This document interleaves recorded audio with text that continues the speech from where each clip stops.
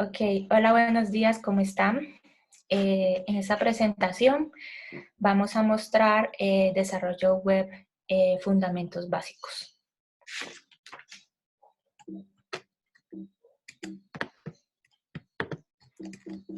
Y no pasa.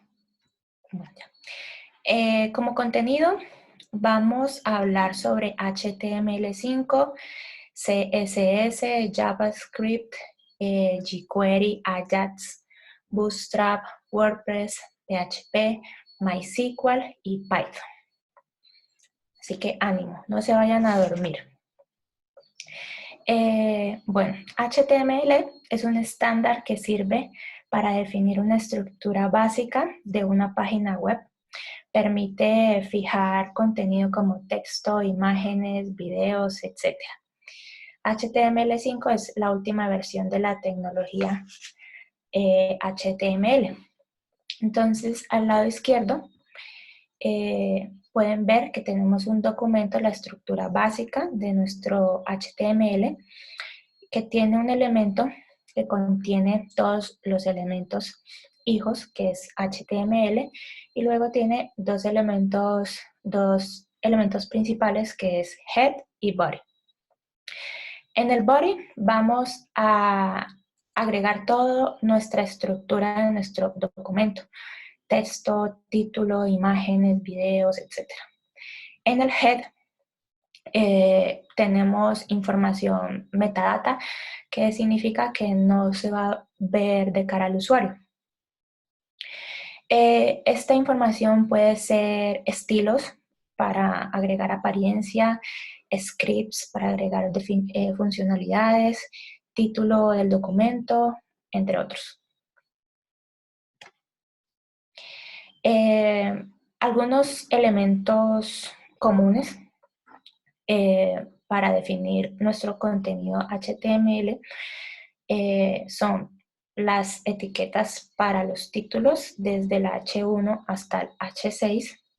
Por ejemplo, del lado derecho vemos un H1 que es A Basic Table, y más abajito tenemos como un subtítulo que podría estar definido como un H5 o un H6.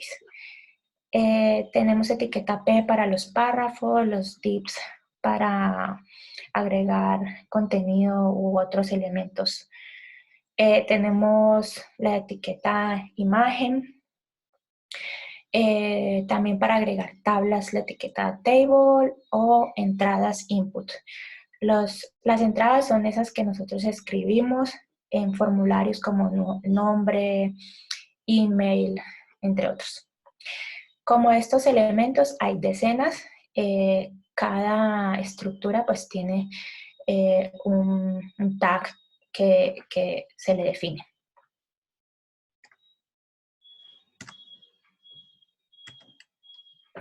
Bueno, en HTML5 tiene algunos elementos nuevos que antes no traía, que son, por ejemplo, los elementos semánticos: header, footer, article, section.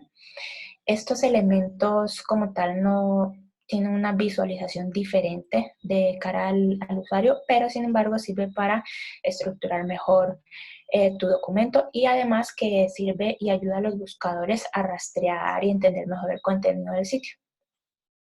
Tiene atributos nuevos como numéricos, fechas, calendarios, rangos. Entonces, si a veces ustedes escogen una fecha y les aparece un calendario, pues puede ser ya un atributo propio de HTML5.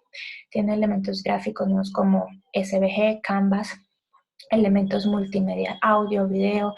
Ya es mucho más fácil ver un video que se reproduzca ahí mismo en la página utilizando estos nuevos elementos. Tiene nuevas funcionalidades como geolocalización, arrastrar y soltar, local storage, que sirve para guardar datos, application cache, que sirve para correr la app de manera offline, web workers, que sirve para ejecutar scripts en segundo plano, y SSE, que es cuando una página web obtiene automáticamente actualizaciones de un servidor sin que el cliente tenga que hacer la petición. es el acrónimo de Server Sent Events. Luego de definir la estructura de nuestro documento, tenemos que darle una apariencia o unos estilos, y eso lo logramos con CSS, que es Cascading Style Sheets, que es un lenguaje que permite pues darle, definirle cómo se van a mostrar estos elementos. Hay una decena de características que se le puede asignar a cada elemento. Entre ellos está agregar fondos, alineamientos, posiciones, bordes, animaciones, etc. En el lado derecho vemos como un párrafo tiene un bordeado, puede ser punteado o recto, más grueso, más delgado, y todo eso, esas variantes las podemos lograr con CSS. Un ejemplo de CSS, en el lado izquierdo tenemos la estructura, como la vimos en un principio de nuestro documento HTML.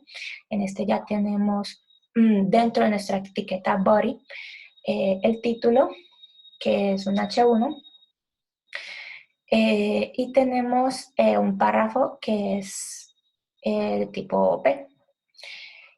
Si no le ponemos estilo, se va a ver cómo se ve la imagen de arriba, al lado derecho. First, que está sin color, alineado a la izquierda y con color negro de la fuente y blanco de fondo. Después de agregarle los estilos que están en la etiqueta Style, aquí al lado izquierdo, le decimos que todo el cuerpo del documento sea de color azul claro, y definimos dentro de nuestros elementos una clase que es default color, y se la ponemos a los dos elementos que tenemos. De esta manera podemos reutilizar los estilos. Y en estos estilos pues son de, hemos definido que sea un color blanco y que se centre, que tenga un alineamiento centrado. Al párrafo tenemos que le hemos asignado un ID text que se llama text, y estos ID son únicos, por lo que no se pueden agregar a otros elementos, y es lo que difiere entre clase y ID. A este ID le hemos puesto que tenga un tamaño de 30 píxeles y se ve y el resultado es como se muestra al lado derecho, con el fondo y el texto de color blanco. Luego el CSS viene y otra tecnología, CS3, que viene con mejoras. Algunas de sus mejoras son que tiene selector de nivel 3, que significa que podemos seleccionar o gestionar estos elementos basados en sus atributos, no solamente clase ID, sino que también sus atributos. Tenemos que con CS3 podemos hacer transformaciones, transiciones y animaciones, como lo muestro aquí en la imagen. Tenemos los media queries, que ayudan a presentar el contenido de una manera diferente de acuerdo a la resolución del dispositivo. Por ejemplo, si yo quiero que el fondo sea rojo cuando el usuario ingresa desde un escritorio, o que quiero que sea el fondo azul si el usuario ingresa desde un celular. Entonces, con estos media queries podría llegar a lograrlo. Tiene otras propiedades como border radius, box shadow, text shadow. Entonces, si ustedes ven este rectángulo, tiene en las esquinas un bordeado. Eso se logra con el border radius, porque de lo contrario, pues estaría recto. Como estos atributos, hay muchos más que lo podemos revisar en esta documentación o en la que ustedes prefieran. Luego ya tenemos definido nuestra estructura con HTML y nuestra apariencia y estilos con CSS. Ahora nos queda agregarle interactividad a nuestro sitio. ¿Cómo logramos eso? Con JavaScript. Entonces JavaScript es un lenguaje de programación y es y es comúnmente usado del lado del navegador. En este ejemplo tenemos nuestro documento con un párrafo que dice Hello World y un ID que es text. Tenemos un botón que dice cambiar texto con un ID My Button. Dentro de las etiquetas script vamos a agregar nuestra funcionalidad para hacer interactivo el sitio y entonces le decimos que con getElementById obtenga ese botón con ese ID específico y que cuando el usuario haga clic se ejecute una función donde llame al otro elemento párrafo y le cambie el texto y en vez de Hello World diga Hello Cat. Entonces este es un evento onClick que se puede hacer con JavaScript. Hay más eventos, muchos más eventos que podemos utilizar.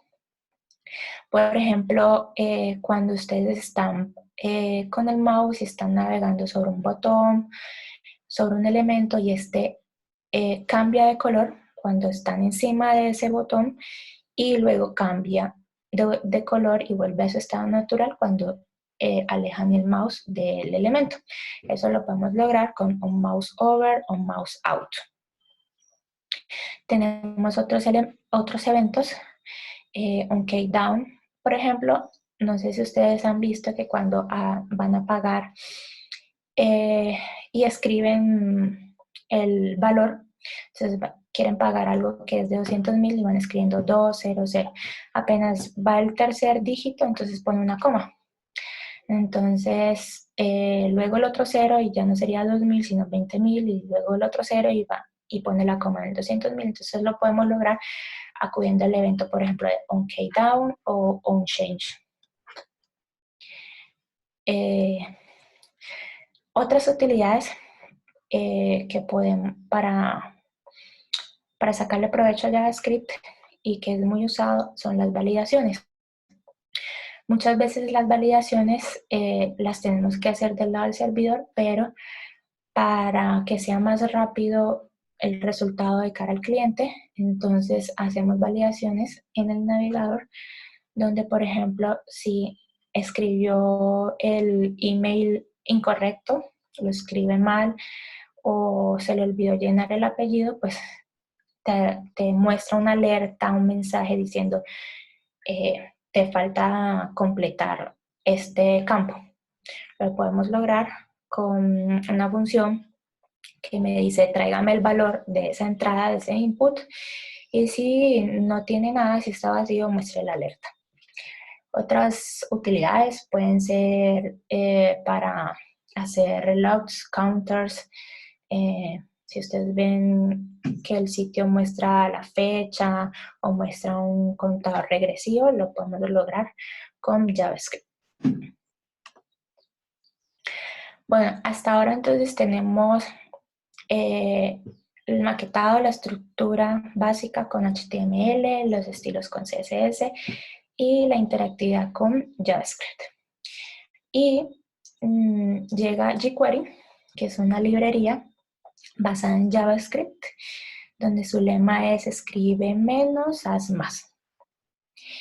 Y lo que permite jQuery es hacer lo mismo que hacíamos con JavaScript, pero con mucho menos código que antes, lo que da como resultado que hagamos nuestro trabajo mucho más rápido. Por ejemplo, tenemos manipulación del CSS, lo podemos hacer con JavaScript, con jQuery, eventos, efectos, animaciones, Ajax, que lo veremos más adelante, y otras utilidades. En el lado derecho tenemos un ejemplo, que es un elemento square, y es el mismo, pues el ejemplo es muy parecido al que estaba anteriormente, pero en este caso estamos usando jQuery. Entonces antes utilizamos getElementById y con jQuery nos ahorramos toda esa palabra, simplemente diciéndole pesos, entre paréntesis, el contenido de, el elemento que queremos que tenga la funcionalidad, en este caso el div. Cuando se haga clic en el div, entonces muestre y diga el elemento ha sido cliqueado. Podemos utilizar el elemento div o podemos decirle que sea, entre comillas, punto square, el punto asociado a que es una clase y el nombre de la clase. Esto lo hace mucho más corto que hacerlo con JavaScript.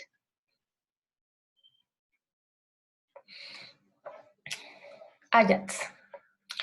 Entonces tenemos que Ajax es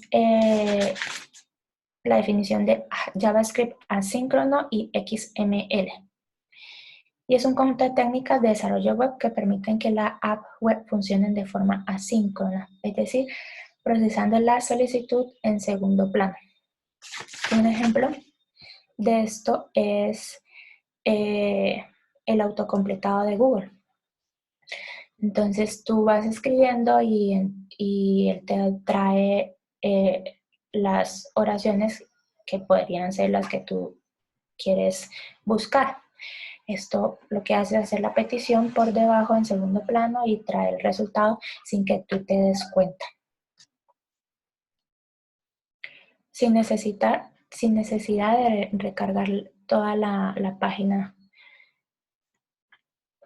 Entonces, tenemos aquí dos funciones básicas que utiliza mucho Ajax, que es el load. En este caso tenemos que traemos el contenido del archivo demo text y lo ingresamos automáticamente en este elemento. Acá al lado derecho tenemos otro ejemplo. En este caso traemos la información de infotext y cuando termine de traerlo, la agrega a un elemento P. ¿Cuál es la diferencia de este con este? Que en este puedo agregar otras instrucciones y otros pasos. Entonces puedo no solamente agregar la información aquí, sino que puedo esconder otros elementos, agregar otras cosas dentro de esta función. Y si falla, pues me dice que hubo un problema. ¿Cómo encontramos esta tecnología Ajax? Por ejemplo, cuando estamos agregando un formulario, nos estamos registrando en una página. Si el sitio no tiene Ajax, después de registrar, él va a cargar completamente la página y después de cargar, entonces te dice, has quedado registrado. Pero si por el contrario tú te registras, no se carga la página y a los pocos segundos se muestra el mensaje, has quedado registrado, es porque ha usado Ajax por debajo. Eso mejora muchísimo la experiencia del usuario.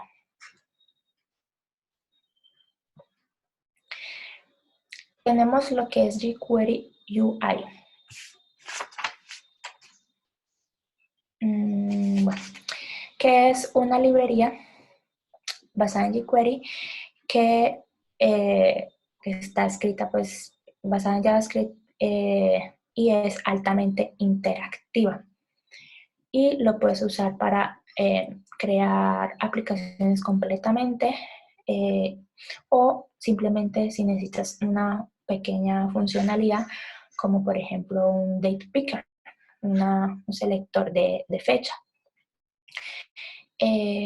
Tenemos muchísimas funcionalidades que podemos utilizar y que son de fácil implementación, por lo que no tendríamos que hacerlo nosotros mismos desde cero. Tenemos draggable, droppable, por ejemplo, tenemos sliders, tenemos efectos para esconder, ocultar. En el lado derecho tenemos un contenedor amarillo y tenemos dos cajitas azul y rojo. Si nosotros quisiéramos utilizar jQuery UI, podríamos implementar un draggable que sería, y ya podríamos arrastrar la cajita azulita y arrastrarla dentro de la cajita amarilla y este quedaría ahí. Lo que sería de fácil implementación utilizando este tipo de librerías y no hacerlo de cero con JavaScript. Bueno, hasta ahora tenemos que podemos implementar todo desde cero, con un poquito de esfuerzo, nuestro sitio web. Pero entonces llega Bootstrap, que es una librería open source que tiene HTML, CSS y JavaScript, y que te permite desarrollar sistemas de manera responsive, que significa que se pueden adaptar a cualquier pantalla, escritorio o tablet o celular. Lo que nos permite a nosotros ahorrar más tiempo. Ya no tenemos que preocuparnos para que la estructura de nuestra página web o de nuestro documento se vea bien para diferentes resoluciones, porque esto pues toma tiempo, hacerlo toma mucho tiempo. Podríamos hacerlo con Bootstrap. Entonces, uno de sus características fuertes es el sistema de grilla, en el que yo puedo decirle, mire, necesito que esto tenga 3 columnas o 2 columnas, entonces es muy flexible. Cuando el usuario ingresa, puede ver, por ejemplo, 3 columnas con sus pods en cada columna, y cuando entra a esa misma página en su dispositivo móvil, entonces ya no va a haber 3 columnas apeñuscadas, sino que estas automáticamente se van a desplazar hacia abajo, lo que hace un sistema bastante potente y fácil de usar. Bootstrap usa Flexbox y tiene muchísimos componentes. Entre esos están navegadores como este, alertas, botones de fácil implementación. Entonces, si lo que nosotros queremos es ir y levantar un sitio web con poco esfuerzo y con un diseño agradable, entonces podríamos hacerlo inicialmente con Bootstrap y así podríamos tener un sitio responsive mucho más rápido. También con todo lo que ya hemos aprendido, utilizando todas esas herramientas, ya podríamos entrar a crear aplicaciones móviles. Y ese mismo conocimiento, utilizando diferentes frameworks. Algunos de sus frameworks para hacer aplicaciones móviles es App.js, Ionic, jQuery Mobile y Phone.js. Estos frameworks tienen algunas características diferentes que necesitan ajustar, pero en teoría con lo que anteriormente vimos ya podríamos empezar a trabajar e implementar. Hasta ahora podríamos crear fácilmente un sitio web, pero este sería estático. No tendría mucha funcionalidad, ya que es bastante limitado para crear algo más dinámico. Y entonces entra lo que es el CMS. WordPress es un CMS, que es un Content Management System o un gestor de contenidos. Cuando el requerimiento es, por ejemplo, necesito que la persona pueda agregar muchos posts, si lo hacemos con los conocimientos que tenemos hasta la diapositiva anterior, pues tendríamos que nosotros crear estáticamente cada post que el usuario quiere, diseñarlo con HTML, CSS.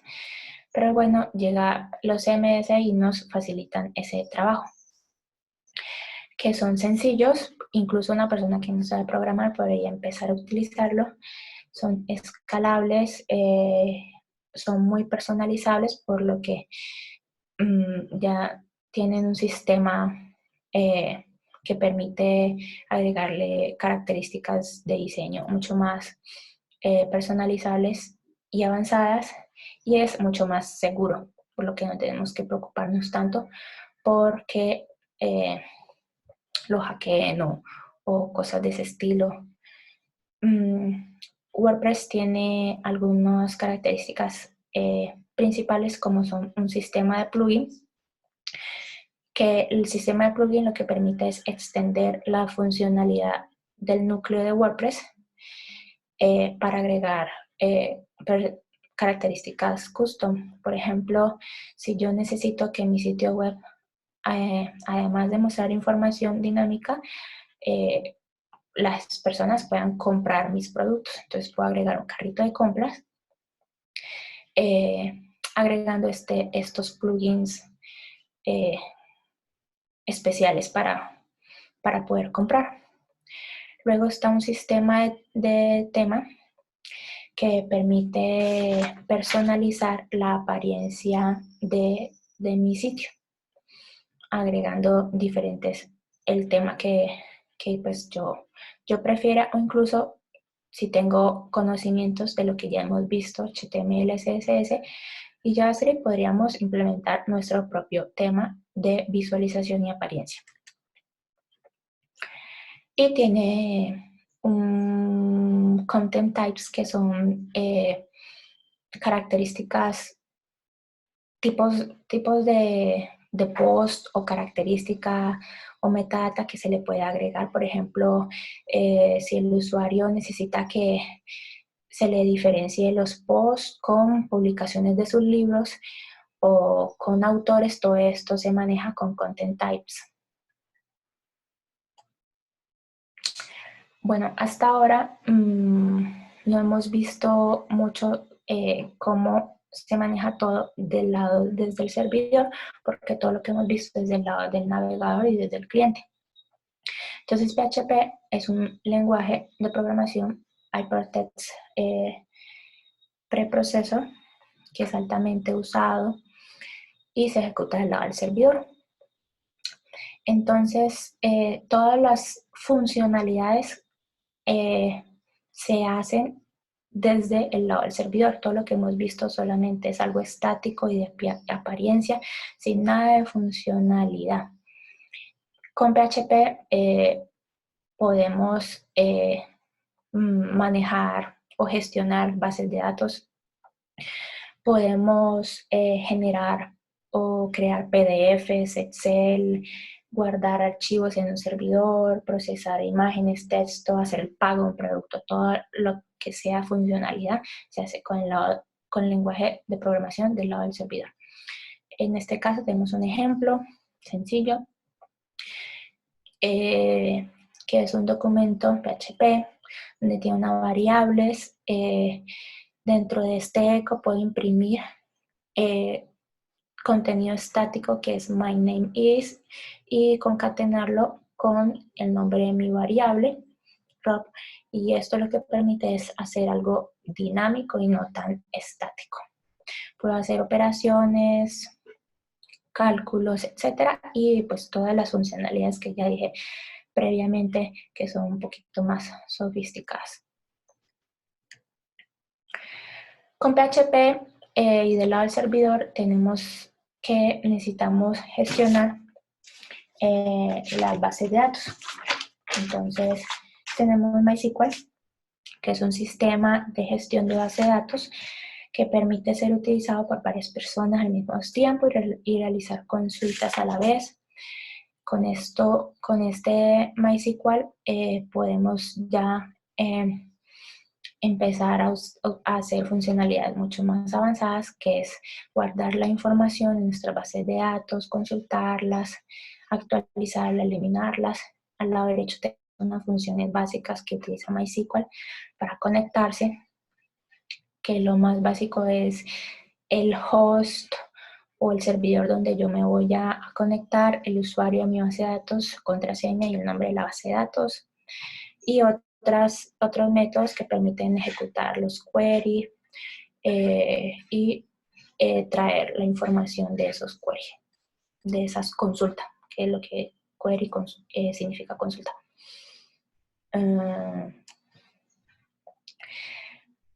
Luego tenemos lo que es API, que es el acrónimo de Application Programming Interface, que lo que permite es permite que dos aplicaciones se comuniquen o hablen entre sí.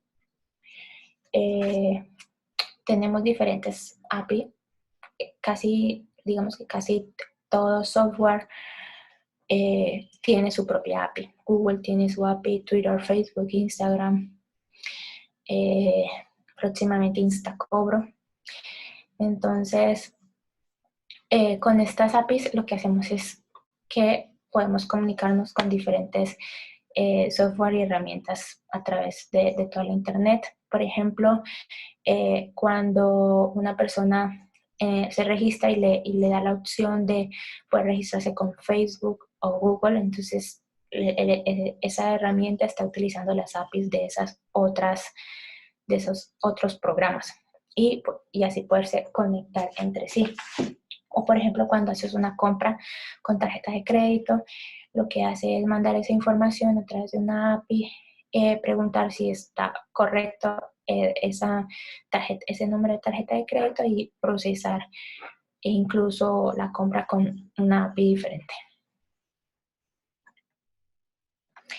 Y finalmente tenemos Python, que es otro lenguaje de programación que te permite trabajar rápidamente e integrar tu sistema eficientemente, que es otro lenguaje, así como lo hablamos con PHP. Es un lenguaje que es bueno para empezar a programar, sencillo, fácil de aprender, un lenguaje interpretado, open source, orientado a objetos, con librerías extensas y que se permite conectar a bases de datos. Digamos que tiene un plus a diferencia de PHP y es que puedes trabajar otras funcionalidades con este lenguaje que son de manera más rápida y fácil que hacerlo con PHP. Por ejemplo, está el tema de inteligencia artificial, machine learning, data science, y bueno, que Python es mucho más seguro que PHP. Entonces, dependiendo de las necesidades, podríamos usar PHP o Python. Y con Python también tiene otros frameworks. Con PHP se utiliza WordPress y con Python puedes utilizar frameworks para desarrollo web también, como Django o Flask, entre otros. Y pues un lenguaje mucho más potente. Digamos que con todas estas herramientas, como conclusión, es una introducción para poder indagar, investigar más y con esas herramientas ya podríamos empezar a hacer y a construir páginas web, desarrollo web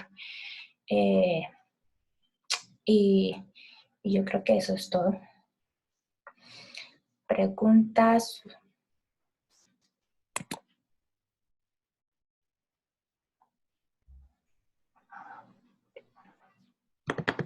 Bueno, Caterina, muchas gracias. La idea es que coloquemos, por un lado, es que colocaran preguntas en el chat, y también los que tengan preguntas lo pueden hacer ahorita. Entonces, para que sigamos un orden, quizá empecemos con la pregunta que está en el chat. ¿Sí la puedes ver, Caterina? Y después, si hay más preguntas, pues las pueden hacer. Ok, por ahí también tiene una pregunta, José, parece.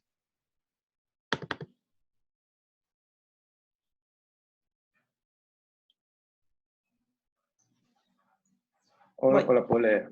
O ya la puedes leer, por favor. Sí, Sí, ya voy.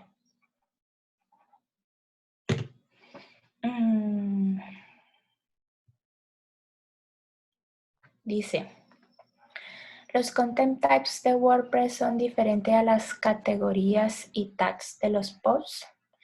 Pues yo creo que son los mismos.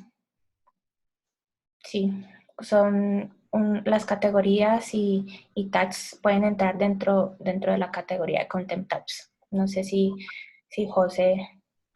Los content types son los objetos a los que vos le agregas contenido. Por ejemplo, un post es un content type, un page es un content type. Si se va a generar... Tags y categoría, entonces entraría en content types. No, categorías y tags son taxonomies. Son taxonomy. Que tenga, digamos, título, contenido y que vos puedas ponerle una feature image y cosas así. Entonces, digamos, como la base de WordPress, esos son content types. Y las taxonomías son más maneras de organizar ese content type. Digamos, yo tengo un content type post cuya categoría es desarrollo web. Entonces sé que el post, entonces yo puedo mirar todos los, vamos que yo puedo mirar todos los content types que sean post de la categoría desarrollo web. ¿Sí me explico? Las taxonomías son para organizar y el content type es para generar contenido dentro del sitio. Yo creo que esa responde también la de Juan Pablo. Los content types son objetos, pueden tener taxonomías como las que mencionas, categorías, tags u otras. Sí, correcto. O sea, al momento de uno de definir content types, uno puede definir qué taxonomías va a tener. Ya, ahí es donde tú le dices, quiero que tenga categorías, quiero que tenga tags. Ya. Ok, yo quiero como dar antes de pronto otras preguntas que puedan tener, quiero dar como un poquito de contexto de la presentación que de pronto la había hecho al inicio. La idea, como se darán cuenta de pronto las personas que no están desarrollando y de pronto están interesadas, y la idea es que todos en staff, de alguna u otra forma tengamos los conceptos básicos independientemente de que sea desarrollador o no. Como verán, pues que en toda esta presentación básicamente se hace un barrido por una cantidad de cosas, conceptos, y obviamente si nunca han hecho nada de esto, pues va a ser demasiado pues para poderlo siquiera entender muchas de las cosas. Sin embargo, es una muy buena guía para más o menos entender o tomar como referencia a la hora de empezar como a documentarse o a estudiar acerca de estos temas de desarrollo web. Entonces, por un lado, para las personas que no han hecho nada de programación o desarrollo en general, pues pueden tomar como referencia, bueno, tengo que empezar por HTML, CSS, JavaScript, puedo aprender PHP, Python, bueno, ahí es como una buena referencia, que es como que de las cosas que terminamos usando en el día a día. Entonces, eso por un lado. Y para los que de pronto, que también esa es la idea, que esto sirva también como una referencia para desarrolladores que inician, ¿sí? Entonces, la idea es que este video quede como referencia, de tal forma que puedan mirar el video y después de que miren el video puedan pues seguir y asegurarse pues que todos los conceptos los tienen. ¿Ok? Entonces, y por otro lado, quería como que muchas veces, y nos sucede a todos, cuando los que de pronto terminamos aprendiendo en esto del desarrollo poco a poco, y bueno, aprendemos es haciendo, más que todo es la palabra, y es que pues terminamos como que metiéndonos en ciertas tecnologías, lenguajes, frameworks, sí, de pronto muchas veces tener conceptos claros, que a veces se nos saltan cosas, que a todos nos pasa. Entonces es como que una forma de garantizar y asegurarnos de que todas las cosas como que las vayamos teniendo claras. De pronto, pronto valdría la pena otra presentación. Me di cuenta a través de la presentación de que hay conceptos, no tanto como las tecnologías, sino como que sobre conceptos, como por ejemplo que es un CMS, que es un framework, que es un lenguaje de programación, bueno, todo ese tipo de cosas a veces pueden ser muy útiles para tenerlos, pero bueno, eso sería, de pronto sería parte de otra presentación.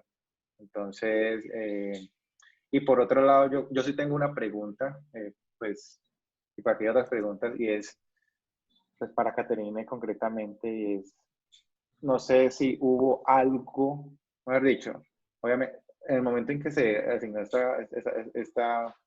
hace parte de un curso que hay en Udemy que está disponible para todos los que lo quieran acceder. Y es si durante el transcurso de todo ese curso y mirar eso, hubo algo en particular que de pronto le ayudó como a reforzar o al menos para refrescar la memoria, ya sea conceptual o de cosas que de pronto no tenían muy claras o que fue de pronto así lo más significativo. Digamos que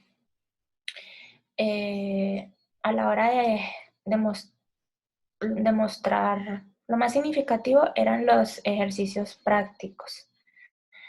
cuando ya la persona que estaba haciendo el curso, pues mostraba cómo unir todo y hacer pues los ejercicios prácticos. Y sí, hay conceptos y cositas que uno olvida o incluso no sabe.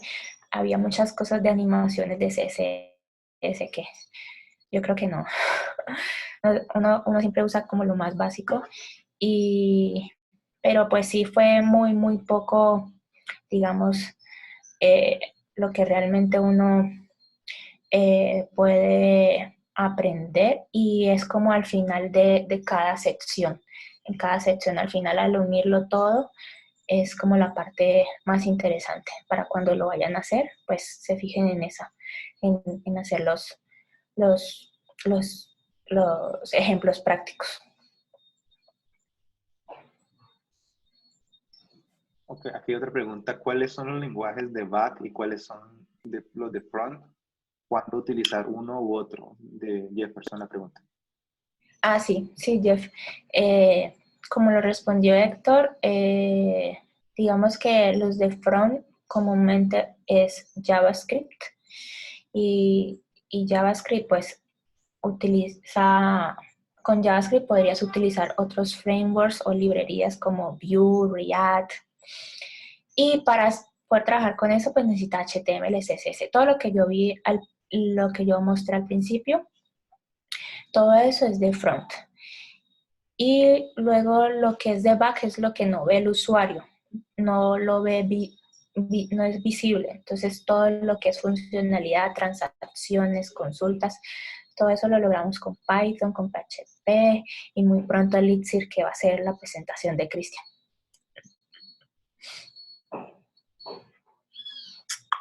Okay. ¿Alguna otra pregunta de alguien más que la quiera hablar o escribir?